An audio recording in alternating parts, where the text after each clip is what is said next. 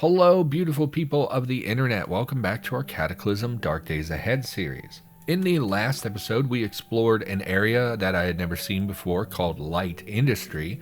The main draw here was that we found a bunch of books, which is really good. We needed quite a few of these books were high value, like I believe we got Mechanical Mastery, which is a fantastic book to have. We also harvested some of the machinery, mostly for electronics components, because we had never really seen any location where we could easily get access to a lot of those electronic scrap and copper wire and processor boards, that kind of stuff, or whatever they're called, I don't remember. And then we headed over to where we had originally planned to go in this series, which was to this enhanced solar vehicle. Now this provided us with a lot of high quality solar panels and some other things that would be valuable. It has a recharging station, although we did source one and install one from a previous vehicle that we had found. And that's pretty much where we left off, so welcome back to the series internet. Yeah, I don't know what we're going to do in this video. I think we're going to head back to this town that we had started the game in, or rather we had headed to after leaving the golf course. We could go back to the golf course just to look around. I don't think that's worth my time. We might duck up here to check out this town, but because of the two parks that are on the outskirts here, it would be very difficult for us to proceed into this town without facing a lot of opposition from monster density, so I don't know that we're going to do that. At bare minimum, we're going to go check this RV over here for a few more solar panels and possibly a storage battery. Oh, and that reminds me, I believe we brought a hacksaw. We did. But we did not bring a crane with us, so we can't harvest these storage batteries. Do you have a storage battery? You do. Oh, that's right. We couldn't take this out because we need a lifting tool, even though it's completely destroyed and would just give us components. Since we're going to that solar RV, we really would like to take another storage battery. So what I think we'll do, we're going to detour. Oh, it's pretty far away. Oh, I was going to say we'll go back to this junkyard and grab one of the folding cranes that was there, because I did not bring my crane with me. That's really far though. Although we know it's clear, we can just quickly duck back. Let's do that. Let's go back.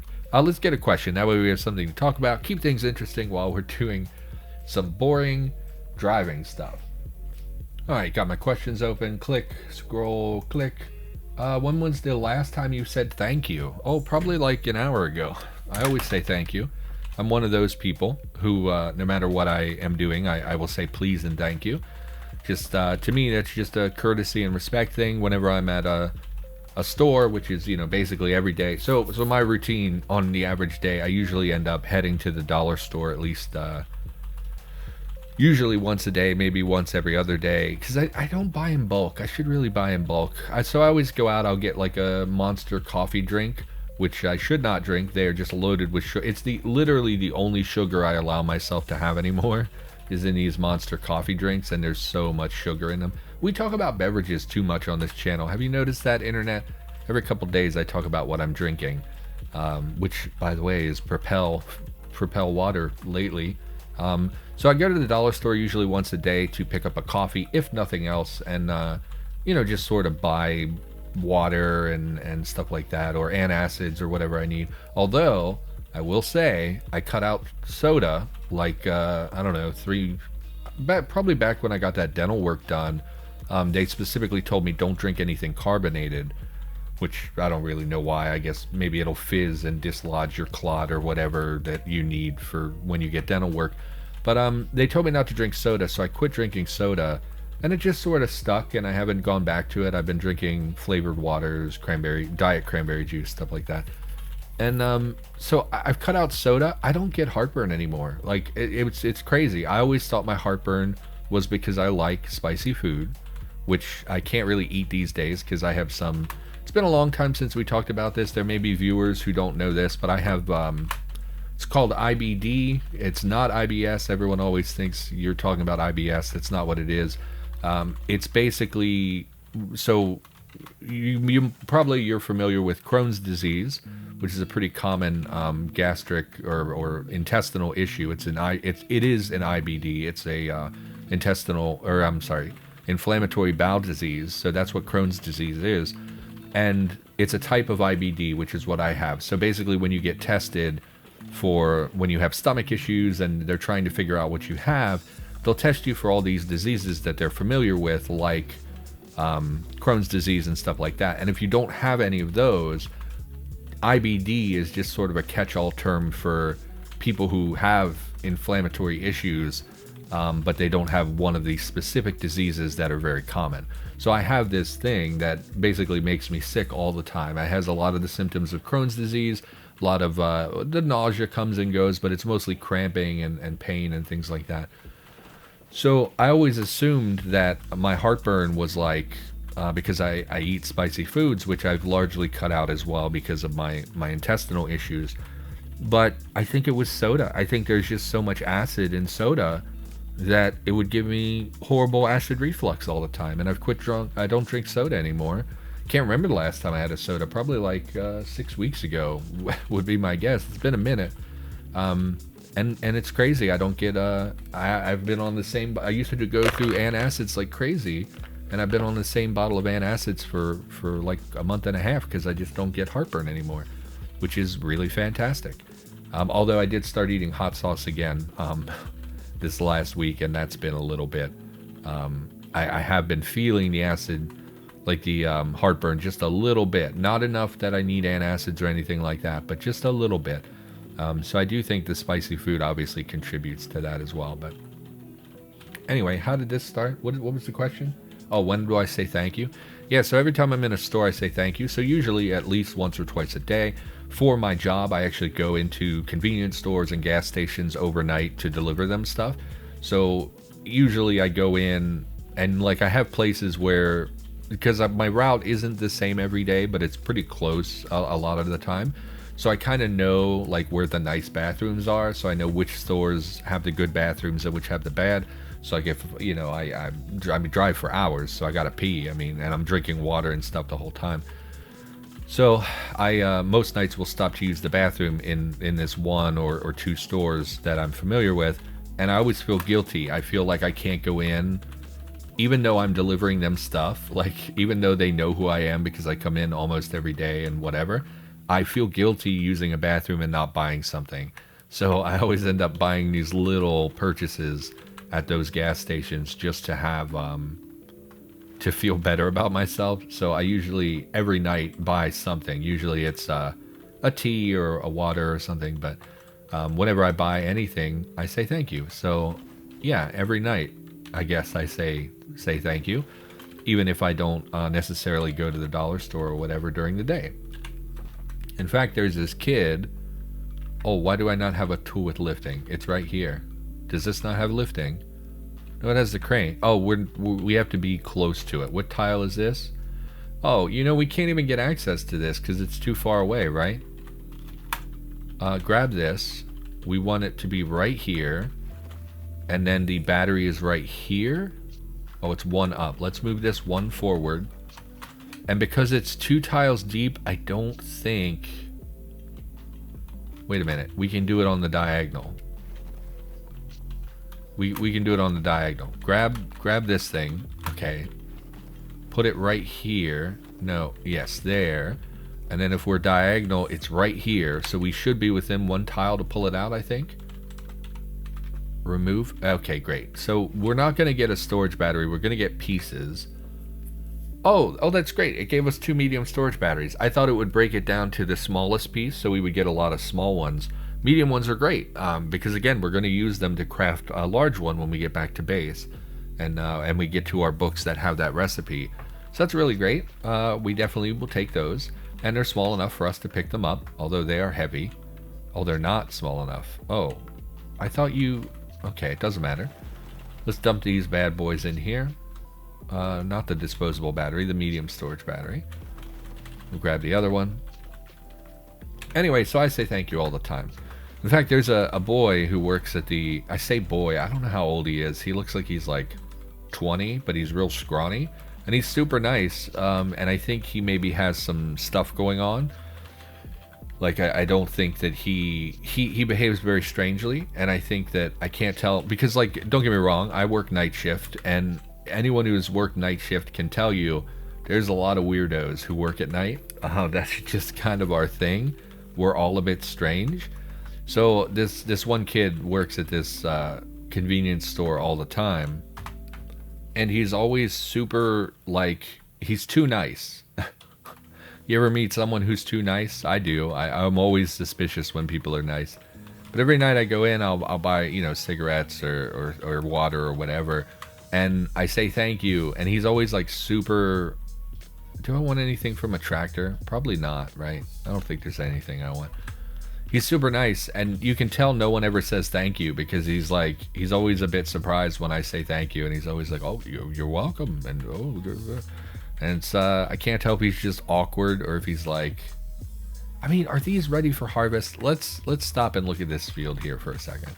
And I can't tell if he's just like nice or if he's just a bit strange or what his deal is. So these are not ready for harvest.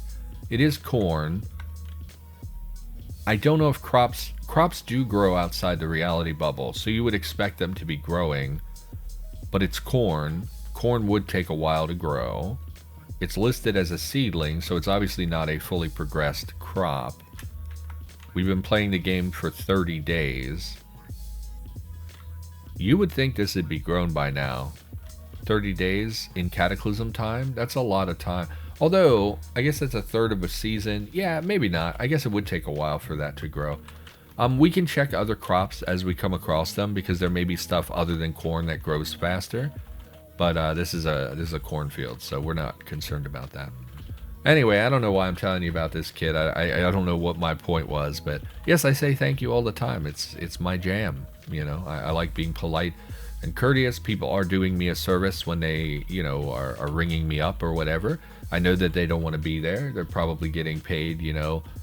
My state has very, very bad minimum wage. I think our minimum wage is still like $7 and change. So they're probably getting on the night shift like $8.50 an hour tops. And yeah, I forgot there was a swamp here. We're gonna see a lot of these swamp monsters. I saw an acidic zombie as well, so that's an evolved creature.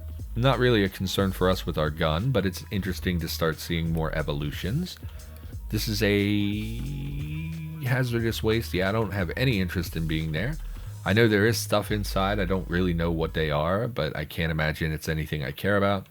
Some zombies attacking some vehicles, looks like. We're just gonna blow on past you, no real reason to stop. And we should be close to this town. Oh, that's right, I did say I was gonna check this farm and see if there was anything worthwhile. There's a busted tractor that looks like it accidentally map-genned into a fence. So that's exciting. A lot of 9 milk casings, don't know where they came from. And it looks like it's just silos. It's not actually a farmhouse. And these are all corn as well. I do like, so if you remember playing do we go down here, do you think, and see what's down here? Probably. How important is the RV? All right, let's go to the RV first. Well, yeah, let's go to the RV first. That won't take very long. And oh, it's 8:30. It's gonna be nighttime before we get to before we can really take the RV apart.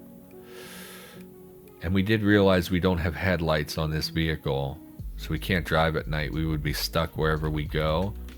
Would we rather be stuck out here? Let's go to the RV. Let's go to the RV.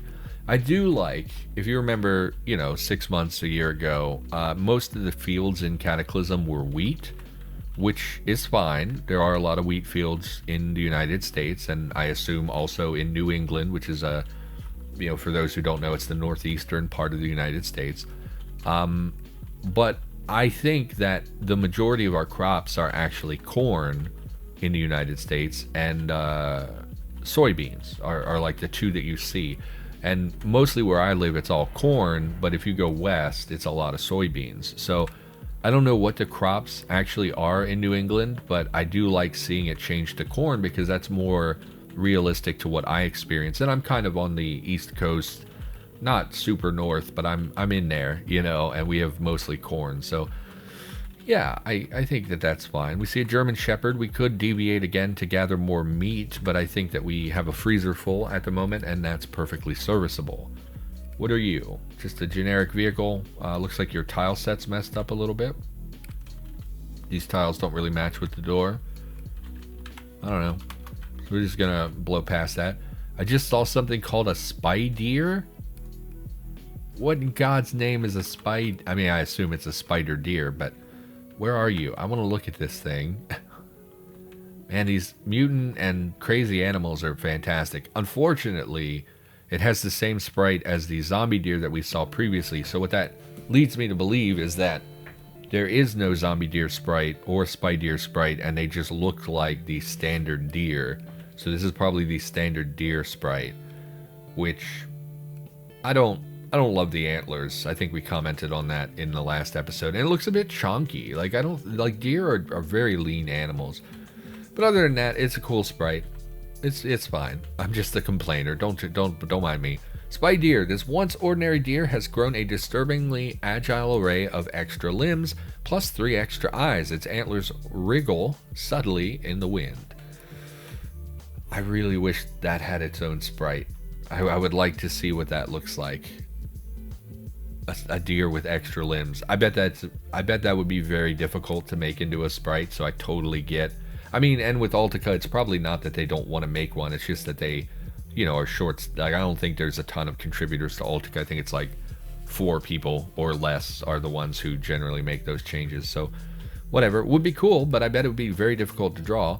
So it's a spider deer mutant. That's interesting. The good thing about that would be that it would give us mutant meat instead of tainted meat, like the zombie deer did. I'm wondering if you're hostile. You're fleeing, so you're not hostile. Which also makes sense, because why would it be hostile? It's just a mutant deer. It's not a zombie deer. It's just some poor deer that grew extra limbs, It would still have, presumably, the mind of a deer, unless it was maddened by its mutation. So that's really interesting. I don't see any reason to interact with you. You're real cool, though. I like that conceptually. There's that German Shepherd again, which is a large dog. I mean, it would provide a fair bit of meat, but I don't think we're gonna... I feel bad whenever we go hunting and we come across some domesticated canines that we end up shoveling in our mouth eventually. And I always feel a bit bad about that. So let's avoid doing that more than we need to. All right, so here we are. Let's stop driving. How's our batteries doing? Yeah, so we only put a few solar panels on this vehicle thus far, but you can see they're already charging our batteries pretty hefty. I think we were at like 14% on all batteries just a little while ago, so that's a nice improvement. And you can see it's plus 203 even with the freezer running.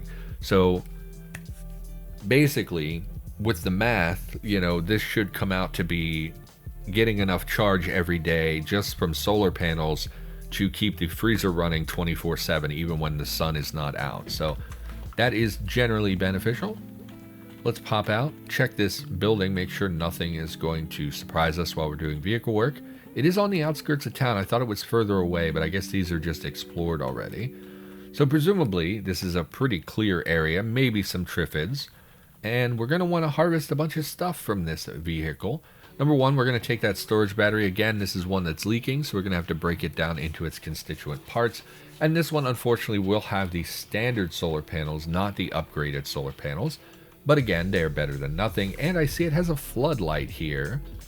So we can actually install a floodlight on the front of our vehicle. That would provide us with a headlight, essentially, or a headlight analog for our vehicle to be able to drive at night. So that's pretty important. And again, we're going to lose daylight here as we work, so we're going to have to figure out what to do next. What else you got? I saw other furniture items. Where? Oh, I'm on the wrong tile. Mini fridge, washing machine, dishwasher. Okay, so for those that don't know, you can clean items in the game. So let's say we find some CBMs that we want to clean and treat so that we can put them in our body. For that, we would use a dishwasher. Dishwashers are used to clean hard materials. So if we had, say, filthy Kevlar plates as well, that would be something we would put in our dishwasher. Soft materials like clothing would go into the washing machine.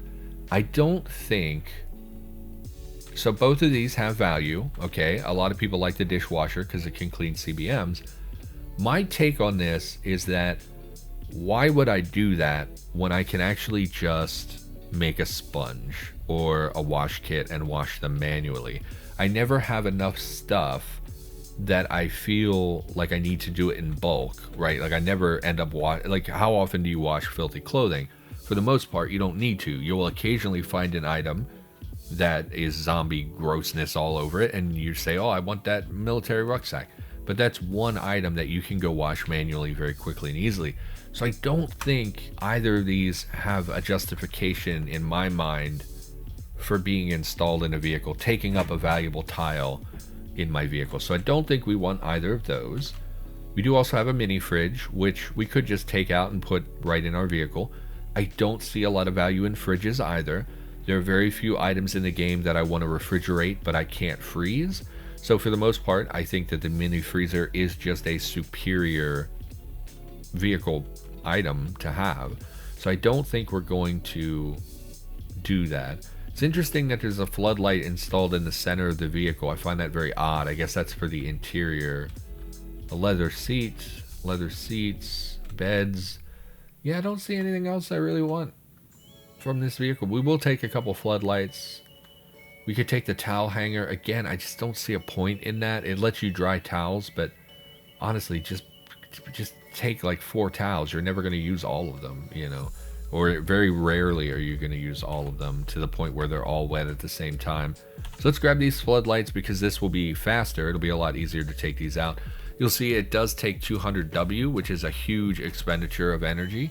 Our freezer, by comparison, I think takes 75. So it's a much larger expenditure, which honestly probably should be reevaluated. 200. It's just strange to me that this is like 1.5 times the power draw of an actual freezer that's freezing items. But I guess I don't know. I'm sure someone probably did some math there. Anyway, let's grab a few floodlights. Just a couple. We don't really need.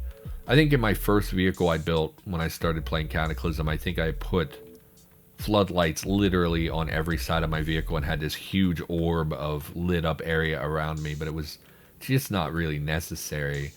We could take headlights because they use less power. I mean, we'll take them, I guess. Why not? They're easier to replace than floodlights if floodlights get damaged. Although we could just take, just take everything. Who cares? I mean, we'll just throw them in our trunk, right? And if we need them, we need them. If we don't need them, we don't need them. And we definitely want these solar panels. This is the main reason we came, but also I want that storage battery. So grab the solar panels. Triffid spotted. Yeah, let's stop and have a look. Triffid hostile. I'm gonna melee you. Which didn't we read one of these descriptions and it said something about paralysis? And I said, oh god, that sounds terrifying. A spurge flower. Creeping animate plant. Nothing. Oh, paralyzing sting. Yeah. Do you actually do that? I wonder. How dangerous? What's your challenge? It's gray. Usually really dangerous creatures are color-coded red. I'm going to melee you. I think it'll be fine. Hello. Oh, and you're not very fast either. You're about the same speed as me. Slightly slower. So we should be perfectly fine using our spear. Oh, and they're squishy as well. You went down really easy. We could butcher you. How long does it take? 8 minutes for basically no calories because they just are vegetable matter. But it does have a positive health attached to it. And we got 16 portions, but they're 0.25 liters, so it fills you up without really giving you many calories. So we kind of want to avoid eating too much of this. Parasitic venom. Negative 50 joy if we eat that. Don't eat that. Fibrous stalks, minus 100 joy, no calorie benefit whatsoever. Why are those even edible, I wonder? I wonder if you can make fibrous stalks into flour. That'd be cool. But let's grab this plant marrow. We'll put it in our freezer. I don't know if we'll eat it or not. It doesn't really matter. None of this matters. Everything is life is pointless. Everything is pointless. Let's drop our plant marrow. So we know we can handle the basic triffids with just our spear. No real concern. Let's go back to harvesting solar panels. Should we get another question? How much time are we? We only have a few minutes left on the video. Let's just talk about what am I doing? Well, we talked. I think I mentioned that I have not been playing World of Warcraft, which is something I wanted to do but have not been able to do really. I have been Oh yes, so I mentioned at the end of the last video that I had been speedrunning. I've been speedrunning a little game called Painkiller Overdose, and I'll try to put the image on the screen. This game is not good. This game is actually pretty terrible. There's all kinds of issues with like hitboxes and damage and all kinds of crazy stuff that does not go together. Like I think in the game so many of you may be familiar with the Painkiller series. It was a game series from like, I think the first one was probably like 2002 or something like that, like pretty early 2000s. and it kind of has some Doom vibes to it, like newer Doom, or like Quake 2 probably would be a better comparison, and just something. And there's demons and stuff, so that's, you know, obviously is a Doom thing, but like it's just so bad. It's just not very good. Did I move these to the wrong tile? I think I did. You're supposed to move from the right to the left. No, not the pavement. The vehicle, please. There we go. Move those over, as long as they don't go on the ground, which they did not. So now we've freed up this backspace, so we should be able to easily put stuff in there. In the car's cargo space. Excellent. And it's nighttime, so we're just gonna chill in the vehicle here. Anyway, I played these games when I was a younger man, you know, it's like 2002, 2003 when the first one came out. I definitely played it. I would have been like 14-ish, something like that. And they were kind of dumb fun. I remember I had the demo. I don't think I had the actual game. I think I just had a demo. And I played it over and over because, like, I think it had a stake gun where you actually shot like vampire stakes, you know, out of the gun, which was pretty neat. And just goofy stuff like that. You know, when you're younger, you play a lot of games that are just dumb, are just terrible games that you recognize now were not very exciting, not very fun. But when you're a kid, you're like, oh, this is sweet. I get to shoot. I'm like Van Helsing or, I don't know, Constantine or whatever. I think the basic story is like you die, I think, and you go to, I think you're going to go to hell, but then you get recruited to fight for the side of good or something. I have no idea actually what this game is about. But Painkiller Overdose is later in the series and is generally regarded as one of the worst games in the franchise. And spoiler alert, none of them really have held up very well. And like, in order to proceed, and I hate this about games, it's one of those that's purely shooting. There's no, it just doesn't seem like there's a story, doesn't seem like it means anything. It's just constant shooting, and I actually have grown to hate games like that. Where's my water? Oh, it's up front. It's up front. Sorry, I got distracted talking. And so it's just kind of a dumb game, and I was looking for something to speedrun, and I was going through my Steam library, which is like 400 games or something. Like, I have so many games I've never played, and I was like, oh, you know, I want to speedrun something, but like, I mostly had been speedrunning Handulum, which is like a puzzle, like you've seen it probably on the channel. It's just a little puzzle type game. And I wanted something else. I wanted like a first person shooter, and I'm looking through my list, and I'm looking at like Borderlands, and I'm like, no, you know, I've seen speedruns of Borderlands. It's a lot of like item duping and stuff. I don't really care about that.